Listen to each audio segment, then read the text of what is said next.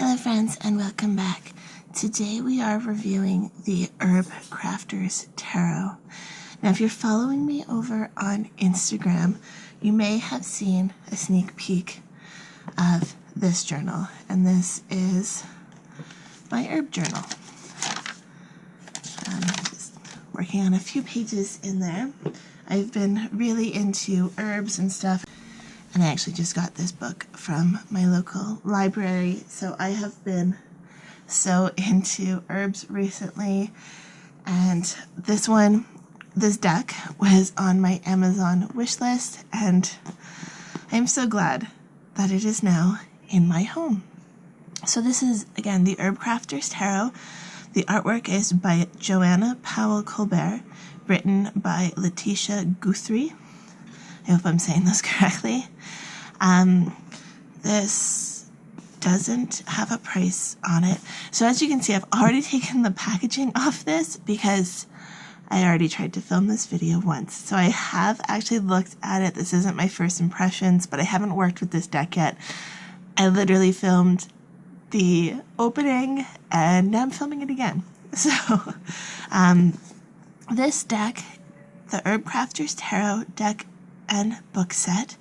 The Herbcrafter's Tarot celebrates the handicrafts, tool, and time-honored folk skills related to herbs, trees, flowers, and other plants that share their gifts with us. This deck and book set explores the relationship between herbs and how people use them for medicine, creativity, ritual, spiritual guidance. It also considers herbs as archetypes and explores our partnership with the botanical realm. Herbcrafter's Tarot is an engaging introduction to herbalism and plant spirit magic, and can be used as a profound divinatory tool. The set includes a 78-card deck and a 124-page book full of herbal inspiration and ideas for crafting with cards. And then it says the magic is in the making. So beautiful artwork. This box is so gorgeous with all of its little herbs. It's got garlic and yeah, it's so pretty. So I plan on using this again in relation with my herb journal. So I have been going through, and like I showed you before, like I've got like my broadleaf plantain page. There's more room to grow as well, but I'm also going to pull cards and do kind of an herbal reading for myself using my herb journal. So that'll be exciting. But let's open up this. So again, I did open this already. So it was covered in plastic, and then the deck itself was wrapped in plastic, but I've taken all that off. So here's the guidebook, the Herbcrafter's Tarot. It is a very lovely guidebook. Just lots of information. So for each card, we've got the name of the card, we've got the herb, the botanical name of the herb, and then it's got a little bit about the card, and then it's got crafting information, how you can use it. And now this deck is also unique in the fact that it uses different names. So we have, where are they? 35 maybe is the beginning of the minor arcana, so maybe it's there. Okay, yeah, so we have the minor arcana are different. It's not pentacles, swords, wands, and cups. I almost forgot for a second. So we have air, which is swords. We have fire, which is wands, water, which is cups, and earth, which is pentacles, which is very similar to the symbolism that is used on a normal Rider-Waite deck. And then the court cards are, I'm terrible with these names, Hijas, Hijas, Adelitas, Adelitas, Madres, Madres, and Curanderas, Curanderas. I'm sorry, that's probably not the correct pronunciation, but it's the pages, the knights, the queens, and the kings. This also says, it's daughters or pages, warriors or knights, mothers or queens, healers or kings. So lots of information about the different cards. And again, I had to look that up after my first review because it caught me off guard. So let's look at the cards. There's nothing fancy on the inside of the box. So these are in order because I have shuffled these, but they are beautiful cards. The size of them is unique. So here we have a traditional Rider-Waite card, and as you can see, it is both taller and wider than this card. And in fact, here is a typical Oracle card. This is from the Moonology deck. So it is the same height as an Oracle card, but it's narrower. So that will hopefully give you an idea of the size of these cards. And also, let me pull out the whole Rider deck. So here is the width of the Rider Tarot, and here's the width of the Herbcrafter Tarot. So it's also a thicker deck. Despite the fact that it's the same amount of cards, it's thicker because the cardstock on this deck is so beautiful. It is so thick, it's nice, but the cards shuffle really well. But let's just take a moment to appreciate the art on the back of these cards. It is so beautiful. The art on the front of these cards is also... Thank you, tow truck, for squeaking and making lots of noises. The art on these cards is so beautiful. I'm not going to show you the entire deck because of copyright reasons, and also it's a long time to show every single card. So I'm just going to give you a little bit of a sneak peek of these cards. They are so beautiful. So we have the Ace of Earth, which is nettle, the Four of Air, which is lavender, the Empress, which is rose, the Emperor, which is hemlock, the Two of Air, which is chicory, the Hydra of Air, which is catnip, the Seven of Fire, which is cinnamon, the Fool, which is dandelion, Fire of Earth, the Five of Earth, which is slippery elm, Six of Air, which is cattail. My dog has now come in and is sniffing my face as I'm trying to do this. Nova, can you leave?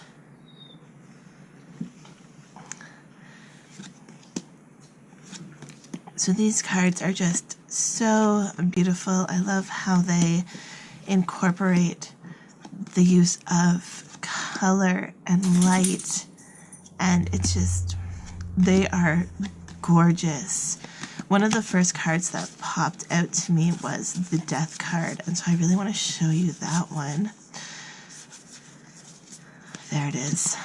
Marigold. Look at the use of color, and this is what I mean by the use of light as well.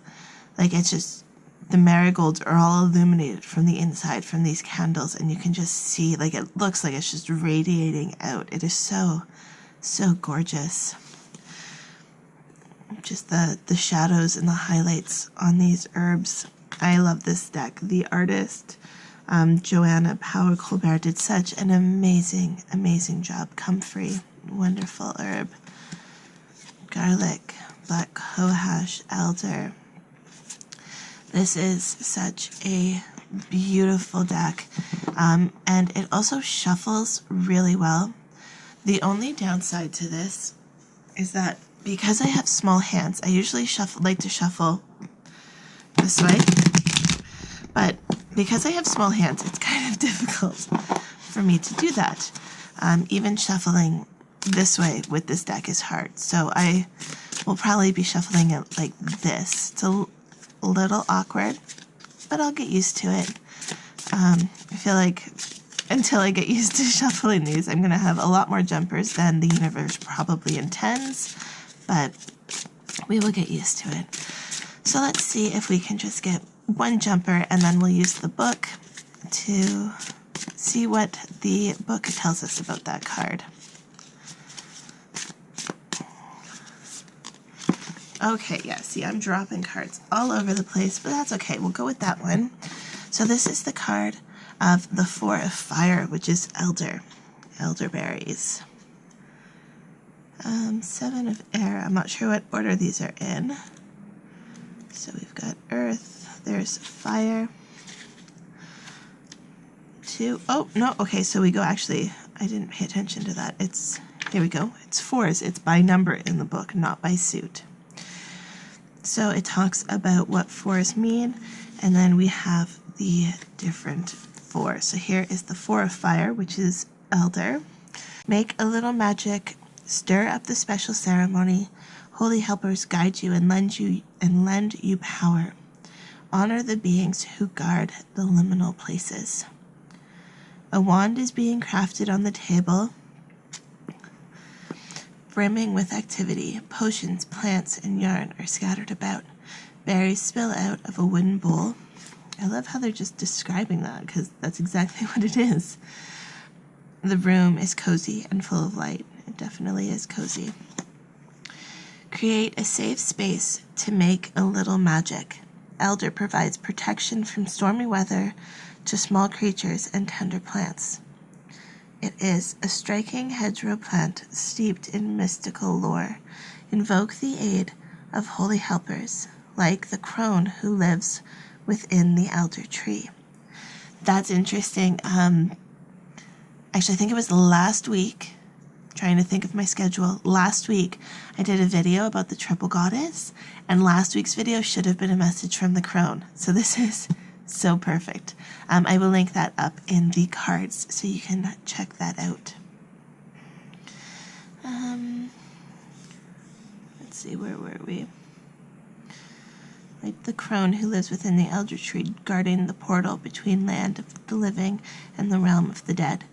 She appears in frothy white blossoms of summer and the dark berries of fall. Practice magical arts and move between the worlds. Honor the old ones. Elderberry syrup is a sweet remedy that heals your body weakened by invaders. Build a foundation that will sustain your work so you can create the life you desire. Crafting with the Four of Fire. Hang elder boughs above the door of your creative space to honor the threshold. Craft a wand of power, and the creative process of making magical tools is transformative. Make elderberry elixir.